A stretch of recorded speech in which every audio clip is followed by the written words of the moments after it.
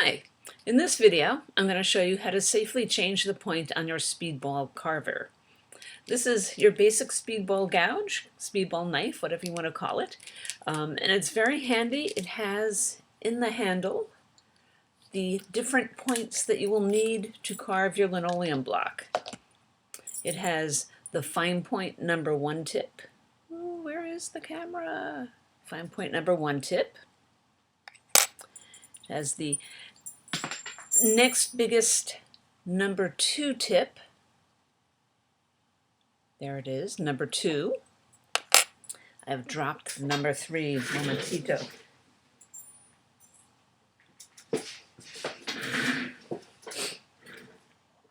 It has the number 3 tip, number 3.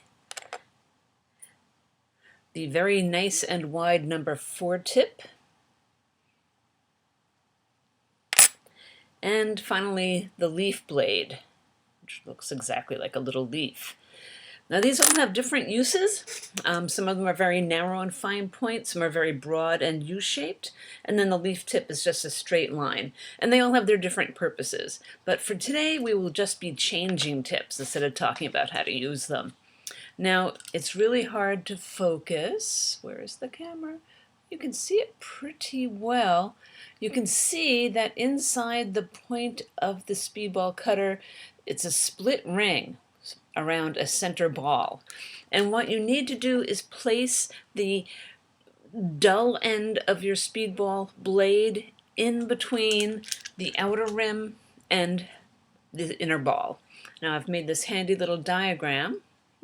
Left is right, right is left. Now you'll see there's the split ring. Here's the outer ring. Here's the wider split ring. Here's the narrower split ring in the black. The center ball. And then the red mark is where the dull end of the blade is going to sit. So you want to get it in between the round center ball and the thinner one of the split rings. Now that's easier said than done sometimes. So I'm going to take my number 1 point. If you loosen the ring, don't take it all the way off, just make it nice and loose. You can hear and feel the parts rattle a bit. You want the wider ring to be on the downside, the narrower ring to be on the upside, because you want to use gravity, not fight it. And you shake it just a little bit, and you sit.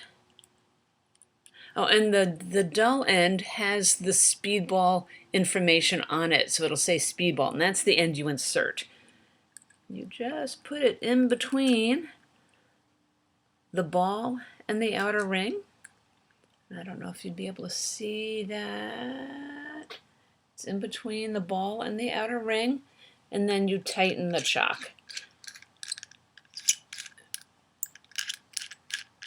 And when it's done, you should have the bowl, when you're done, you should have the bowl of the blade as close as possible to the chock.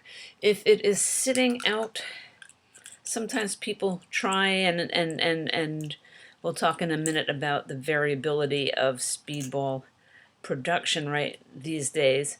Sometimes people just do it sort of halfway, and they're like, look, it's in, it's in. This is not safety first. You can see how much of the insertable end of it is sticking out. That means the blade is flexing, and it could be dangerous. So you want to make sure that the bowl is all the way to the chock. The bowl must be all the way down, and that's a safe way to cut. That's it. Take your extra blades, store them back in the handle so you don't lose them, because that is very easy to do.